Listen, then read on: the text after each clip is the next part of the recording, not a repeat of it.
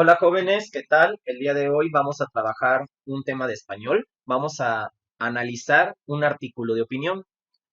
Para dar inicio, vamos a ver que un artículo de opinión es un texto de carácter argumentativo, en el cual el autor expresa reflexiones sobre un tema de actualidad con el fin de formar la opinión en los lectores. Es muy común encontrar en revistas de divulgación, en periódicos o incluso en la televisión gente que se dedica a opinar mediante argumentos, mediante su conocimiento y basada en datos, hechos, cifras sobre algún tema, pero de manera subjetiva. ¿Por qué de manera subjetiva? Porque pues eso es una opinión. Una opinión es algo en lo que yo creo, mas no es una verdad absoluta. Y así, por ejemplo, podemos encontrarnos en televisión o personas que se dedican a opinar, como bueno, en este caso vemos aquí una pantalla de Televisa, un noticiero, en el que vemos en la opinión de Elena Poniatowska. Y aquí, por ejemplo, de Imagen Radio, en la opinión de Ángel Verdugo. De seguro tú en las noticias lo has visto o lo has encontrado en algún periódico. Muchas personas tienen el gusto de comprar un periódico por leer esas columnas o esos artículos de opinión en donde su autor o su autora favorita opina sobre los temas de actualidad, sea política, social, economía, sea cualquier tema. ¿Por qué?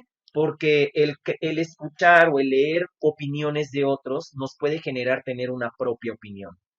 Un objetivo muy en claro que tiene una persona que se dedica a escribir artículos de opiniones es el convencer, el hacer que las otras personas de cierta manera compren su idea, su postura, para que así también ellos vean el mundo de ese mismo modo.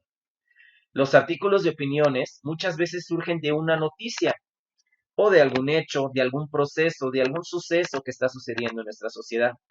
En este caso, en este ejemplo, podemos ver una noticia de 2019, en donde nos hablan de que faltan maestros para enseñar maya en todo el nivel básico en Yucatán. Esto es un hecho, una realidad, y a partir de esa realidad, eh, el opinólogo, el experto, en este caso en redactar artículos de opinión, se genera una postura en el cual afirma o decide estar a favor o en contra de una situación. En este caso, sobre este hecho, la falta de maestros enseñando la lengua maya, surge la opinión de Teresa Garduño Rubio, la cual nos expresa en este artículo de opinión llamado Educar en lenguas indígenas valga la redundancia, su opinión sobre este tema. Y para poder entender, requiero darle lectura, voy a darle lectura para poder ponerte en contexto de lo que es un artículo de opinión y de ahí poder analizar. Y bien, va la lectura. Educar en lenguas indígenas. Más de 50 años de escuchar los primeros balbuceos infantiles hasta el encuentro con los pensamientos formales críticos de cientos de adolescentes me permiten manifestarme por dicho derecho. Por medio de la lengua materna nombramos por primera vez el mundo, reconocemos su diversidad e interpretamos la realidad para construir nuestra cosmovisión. Conocemos las primeras palabras amorosas, las canciones de cuna, expresamos nuestras vivencias, angustias, temores, sueños, fantasías, alegrías y nos advertimos sujetos, ya que la lengua materna nos da un nombre, que nos hace únicos e irrepetibles. Al ser nombrados, nos diferenciamos paulatinamente de nuestra madre, al mismo tiempo que nos apropiamos de la herencia, tradiciones e historia familiar para configurar una identidad personal, familiar, local, regional y nacional.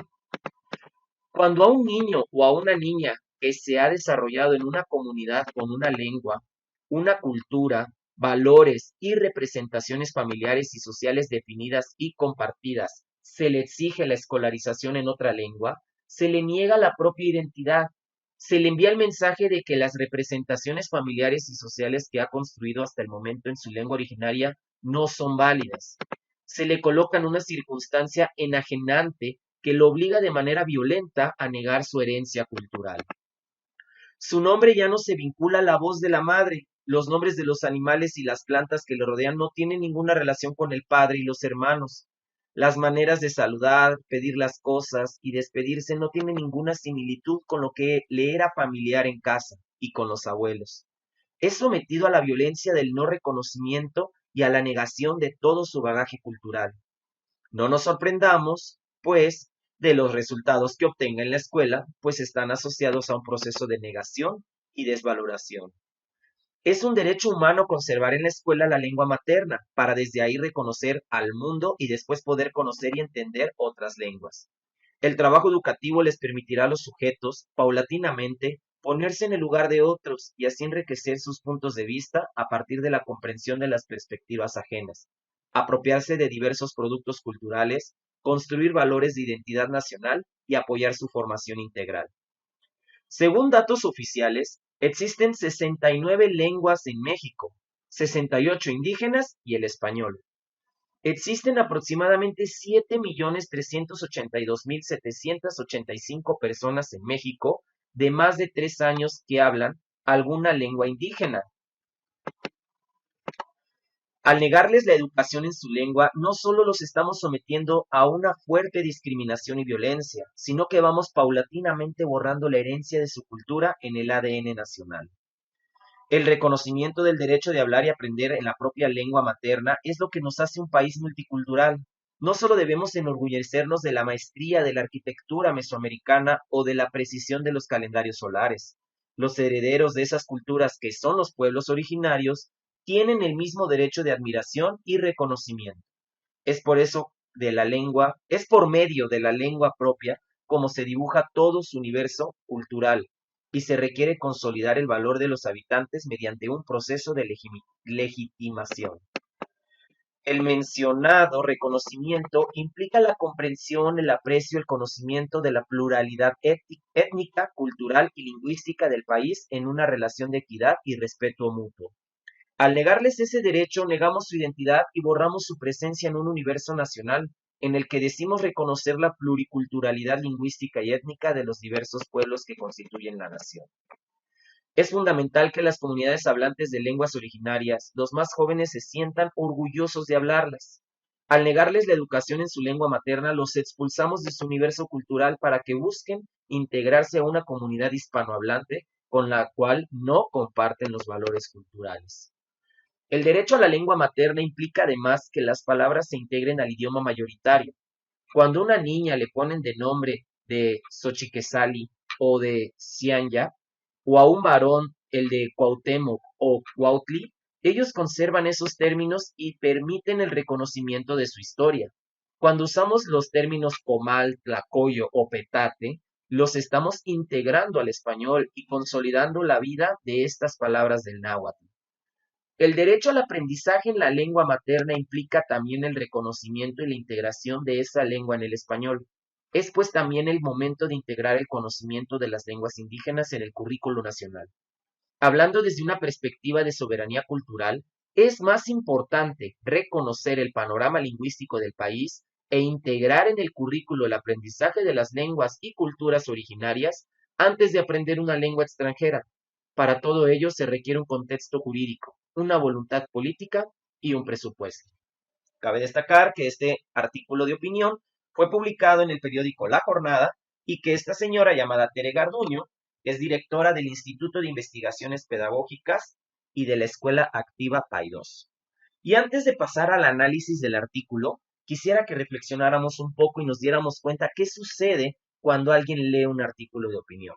Imagínate que tú has comprado un periódico o estás viendo la televisión y encuentras esta opinión, cuando tal vez nunca nos habíamos cuestionado sobre las lenguas maternas, que este es el caso, y la importancia de ellas, cuando nunca habíamos pensado tal vez en esos niños que no están teniendo la oportunidad de aprender a escribir y a leer en maya, otomí, etcétera.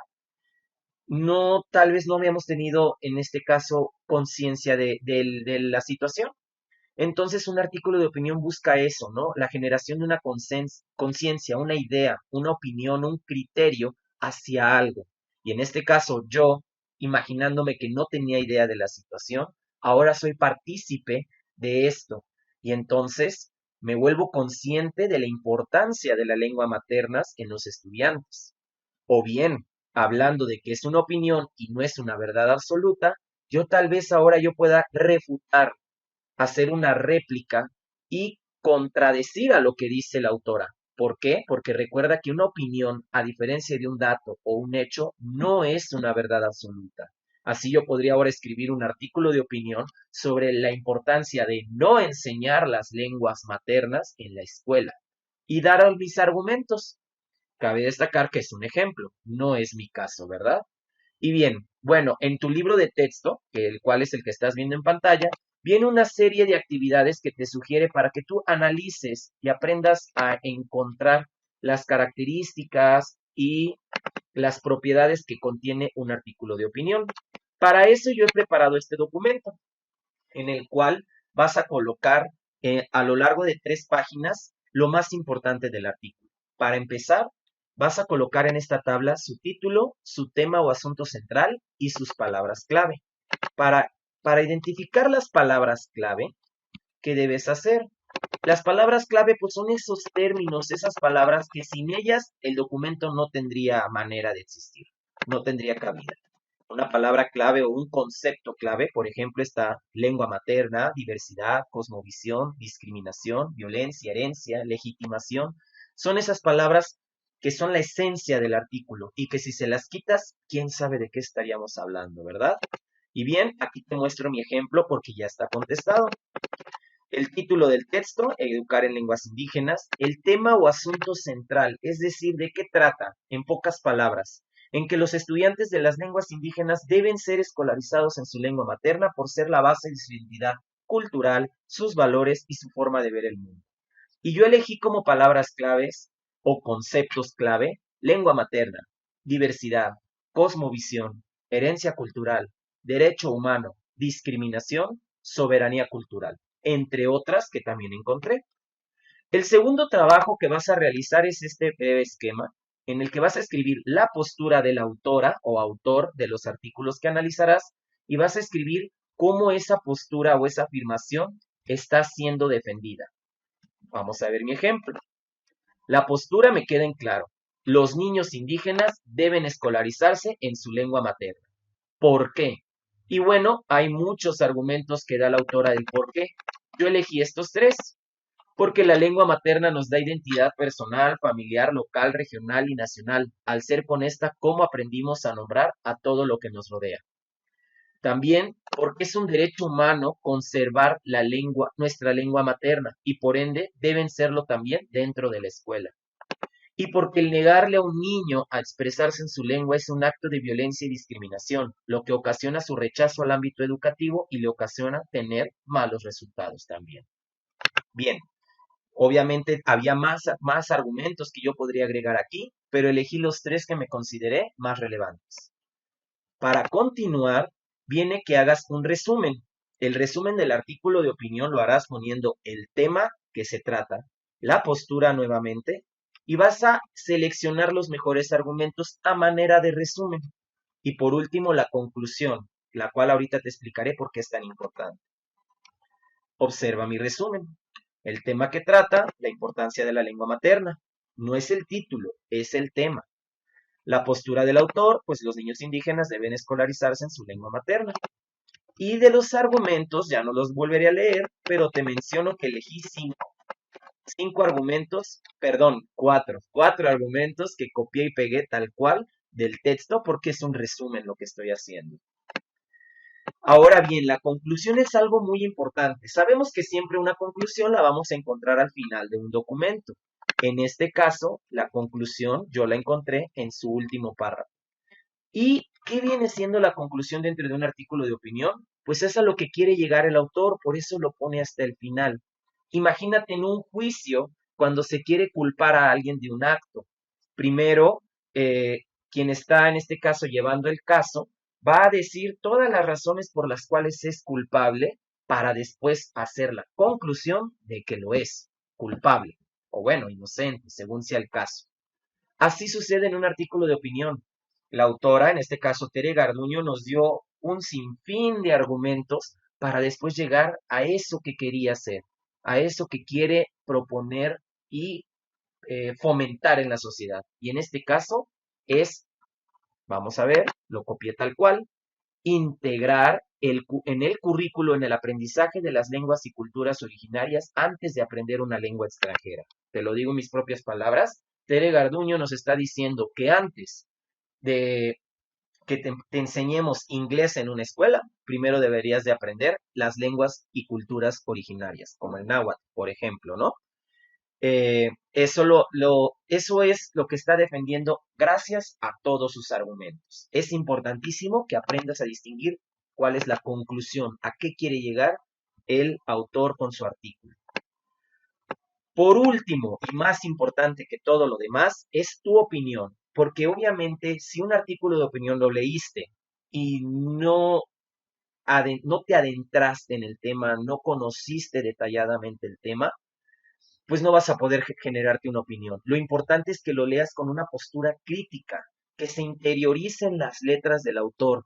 Es decir, que cuando tú leas una opinión, que cuando tú leas un artículo, estés 100% concentrado, que comprendas la lectura, que lo leas 2, 3 veces si es necesario, porque después es momento de escuchar tu opinión de lo que el autor dice.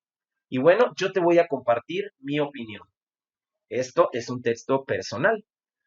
En mi experiencia como docente de regiones indígenas, he tenido la oportunidad de conocer niños y adolescentes hablantes de las lenguas otomí en la Huasteca Veracruzana y chinanteco en la zona de la cuenca del Papaloapan, y en ambos casos conocer las dos versiones de esta situación que la autora plantea. Los estudiantes que su lengua materna era el otomí se habían enfrentado a una educación primaria sin tener un maestro que hablara su propia lengua. ¿Te imaginas que cuando iniciaste en el preescolar o a escribir tus primeras palabras, en lugar de poder escribir mamá, casa y perro, te hubieran obligado a escribir Mutter, Zuhause y Hund? Esas palabras raras y que posiblemente desconocías están en alemán, una lengua totalmente ajena a nosotros. Pues eso mismo sintieron esos pequeños niños al llegar a la escuela. ¿Qué perspectiva tenían entonces de la escuela estos niños? Para ellos se convierte en un lugar no grato, donde nunca logran empatizar con su maestro, que parecería una persona venida de otro mundo al no hablar su lengua y peor aún, no tener sus propias costumbres. Lo más grave es cuando llegaban a la educación secundaria, con lo muy poco que han logrado aprender y debían mezclarse con estudiantes que su lengua materna era el español. Ellos se convertían automáticamente en los rezagados y reprobados, y no por no saber, sino por un derecho que se les negó desde que empezó su vida escolar. La otra cara de la moneda la vi en la localidad chinanteca llamada El Arenalito, allá en Santiago Xochiapan, donde conocí a un grupo de adolescentes de secundaria que alegres aprendían de sus maestros, que también eran chinantecos, con los que a ratos hablaban en español y a ratos en su lengua materna, sintiéndose parte de esa misma identidad.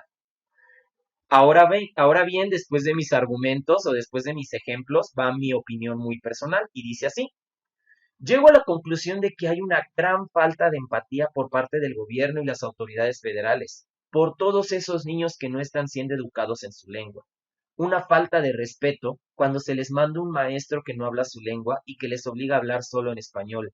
Y una terrible demagogia cuando un político dice sentirse orgulloso de su país sin reconocer que defender las lenguas originarias de nuestras tierras es algo que está en sus manos y no lo hace. Bien, si te das cuenta, es un texto muy personal, es mi opinión y que también, así como lo es, alguien podría estar completamente en contra de mi opinión porque es válido, no es una verdad absoluta. Es lo mismo que tú vas a hacer. Yo te voy a dar dos artículos de opinión en los cuales tú vas a analizarlos y en este PDF que estás viendo en pantalla vas a hacer todo su análisis para así concluir este trimestre en la materia de español. Ánimo y éxito.